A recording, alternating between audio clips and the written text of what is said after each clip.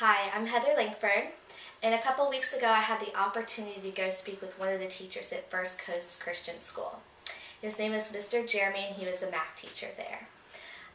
When I got to talk to Mr. Jeremy, I learned a lot of information. I did some research before I went so I can learn about the subject and about the school that I was going to do the interview with.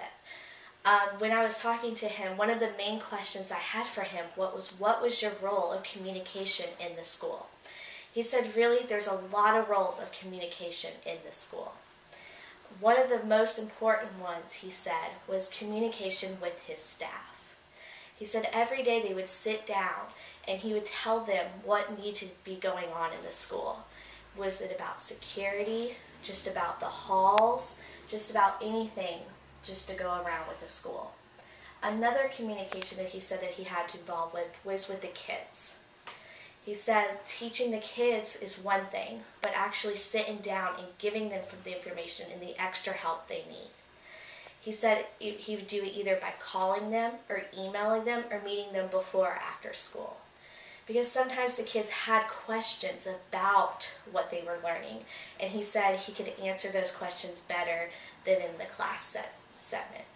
Another communication that he said was the parents. The key, he said, was the parents. Because the parents wanted to be involved with the kids and know what was going on. And sometimes the kids just didn't rely that information to their parents, just didn't give it to them. He said he would call them, email them, have parent-teacher conferences, whatever he needed to do to get that information out to the parents so they were informed with the kids too. He said also one of his favorite things to do was security.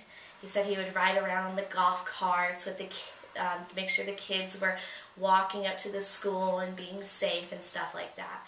And he said he couldn't do any of that unless he had communication, because everybody would just be running around and not knowing what was going on. And he said if he was on the golf cart and there was no set of rules for the kids what to do when they got to school, nobody would know what to do.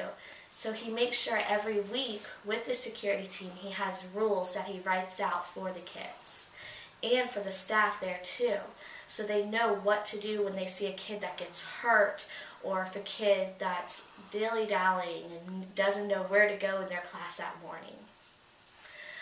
One of the funny questions that I asked him was about homework also, and about does he enjoy giving homework to his kids and everything.